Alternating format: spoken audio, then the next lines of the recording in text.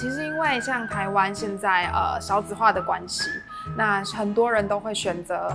领养宠物来作为陪伴。那所以其实像宠物的一些周边的商品，比如说像宠物推车啦，甚至像是宠物旅馆，现在都有越来越好的趋势。那我们就是有发现说有这样子的一个情况，那所以才会选择有这一次这样子的一个企划。说大家对于宠物这一块，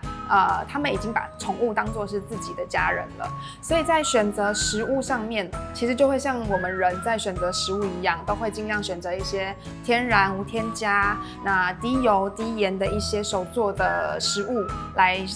给这些宠物做使用。在这种天气比较热的情况下，清凉清爽的床垫其实会是主人他们热爱选择的一个类型。他其实蛮挑的，所以我们会以他喜欢的为主，要看一下他那个成分，就是太多那种添加物，其实都要尽可能的去避免。他其实反应蛮好的，因为他就是那种不吃就不吃，可是他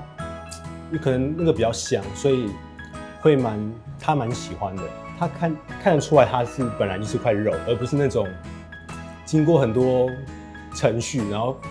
它包装写是肉，可是看起来不是肉的那种东西。那种东西其实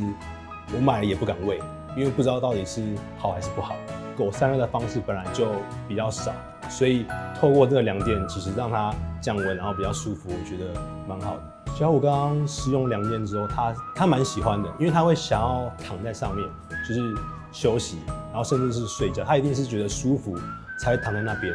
我希望小虎可以每年都陪我过端午节，对吧？其实陪我久一点，对吧？很希望他的陪伴可以一直下去。